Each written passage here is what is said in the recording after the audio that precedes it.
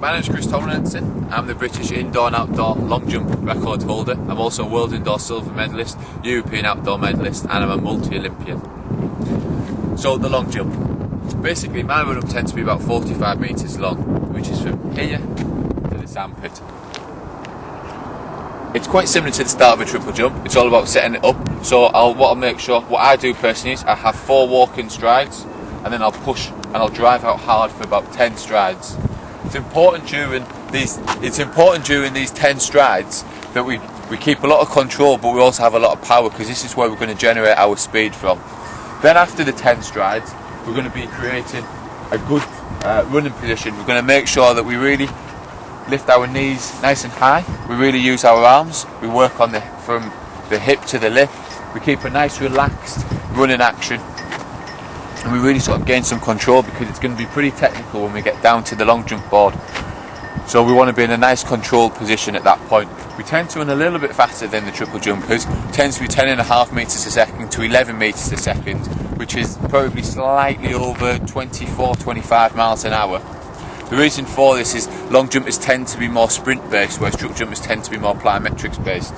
So coming into the takeoff board, the most crucial thing about the long jump is to make sure that we keep our speed going into the takeoff board. We don't want to be losing any speed here. So we keep attacking. The final 4 strides, which is the drive phase, or should I say the attack phase, we just keep it going, we keep pressing in. We make sure that our hips are nice and high. We've also got a slight lean on the takeoff.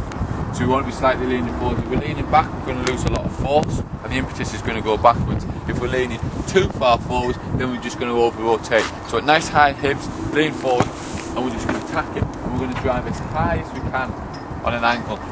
I would say that 90% of the long jump is just running and taking off. It doesn't really matter how it looks in the air, to a degree. We can jump a long way off just running and taking off. Now once we actually get into the air, then there's a number of options. We can do a hang technique, which would just be quite simple. Put our feet and our arms up in the air. We can do a hitch kick technique. So somebody like Mike Powell will hitch like this, or we could do a simple sail technique where we go straight into a leg chute. I ideally think, for me, the hitch kick technique works the best.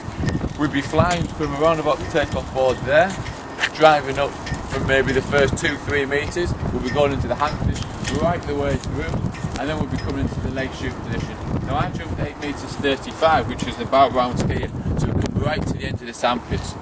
Now, we are starting to come to the end of the sandpit. What we've got to do is we've got to make sure that our leg chute is crucial. We've got to really make sure that we've got a good solid core muscle, and we're going to really stick our legs up and hold our legs up there for as long as possible. And then once we touch the sand, then we scoop through on our bum, making sure that we don't leave any markers in the sand. So we don't want any bum marks in the sand, and we don't want any hand marks in the sand, because the official will always measure to the last mark. Now I'll go and do a little tiny demonstration for you. So for me, I'll just simply start running in,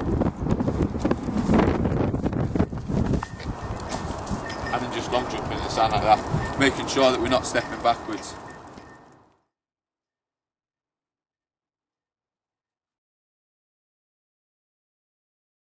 Okay, right, the triple jump. Now I actually first started off doing the triple jump at age 14, and I first of all won the English Championships under 15 and also under 17 and also under 20, and then I moved into long jump after that, so I've got a little bit of an idea of how the triple jump works. It's very similar to the long jump with regards to training that we do. So generally long and triple jumpers do train together. Now your run up will be anything from about 25 metres if you're a total beginner to about 45, even 50 metres to the world class professional athletes. So we'll be talking from probably down here right the way to the sandpit at least. Now if I'm talking through more of a high level triple jump, it's all about setting, well actually it doesn't really matter high level or low level, it's all about setting up the running. It's very important that we have a good drive out phase. So from the start we can generally start on either our left leg or our right leg. I tend to start and jump on the same leg. So if I'm going to start on my left leg, I'll jump on my left leg. But I do know certain people might start on the right and jump on the left. But I've just, for whatever reason, I've decided that to keep it simple, so left leg start, left leg take off. We'll have maybe an 8 to 10 stride drive out phase, so where we would really push pretty hard. We'll then have what we would call more of a control phase. So the drive out phase, should I say, will take us right the way up to around about here.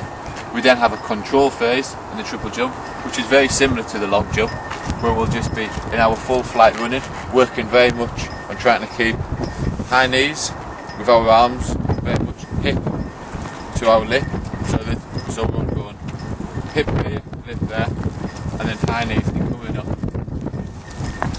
So we're trying to get best running action through the centre. For the top triple jumpers in the world, we're probably talking about 6 to 8 strides of actual just sort of nice relaxation running. The speed that they'll be running at will be from about 10 to 10.5 metres a second, which I believe is about 25 miles an hour. So they'll be taking this speed up to around about here. Now there's 3 triple jump boards, as you can see.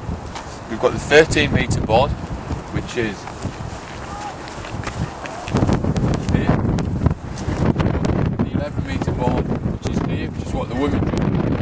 We've got the 9 metre board, which is here, which is generally what beginners would start to jump off. Now, if we're watching the top triple jumpers in the world, male that is, they're going to be jumping off the 13 metre board.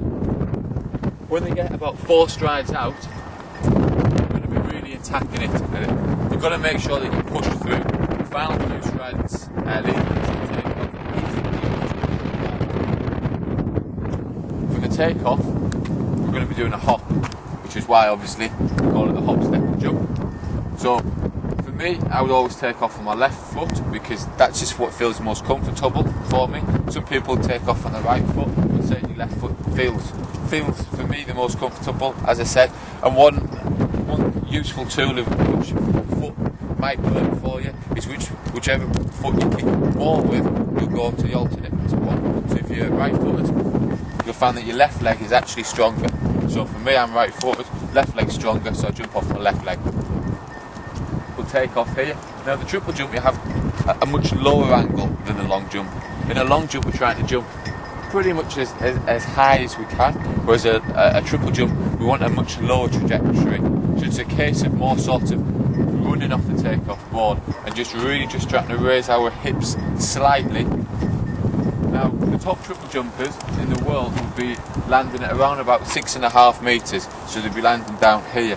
Now, during that hop phase, they'll be working on trying to really create a nice high knee, a good solid core, good centre, which is very important, why we have to have good core, and really holding that position. And then when they come to strike the foot, they want the foot to be underneath the body, because if it's too far out, we'll break and we'll lose a lot of speed. So we want to make sure that that foot comes down and underneath, and then we can push off from the hop, and then we'll push into the step, where again we'll be bringing our knee up as high as possible. We're above at least 90 degrees, we'll be holding that position, keeping a good solid core as well, because we want to be nice and efficient around here. We don't want to be coming off balance. We'll be landing the step, and we're going to be making sure that when we come to land the step, the foot actually comes underneath ourselves, underneath our body, because again, it's like when we land the hop, if we land it too far out, we're going to lose a lot of speed.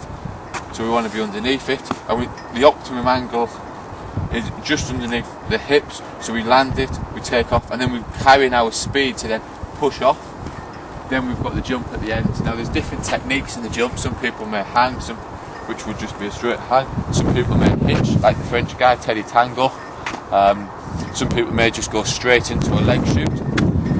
For me, I would probably say the optimum would be a nice hang position, but again, that all depends on the individual. And then coming into the sand, we're going to be going for a leg chute.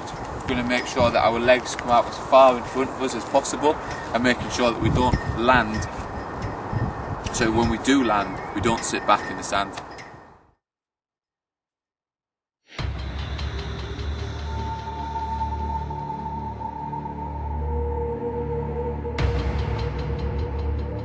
Find us, add us, follow us online. We're everywhere. Always remember this: you have one life, live it.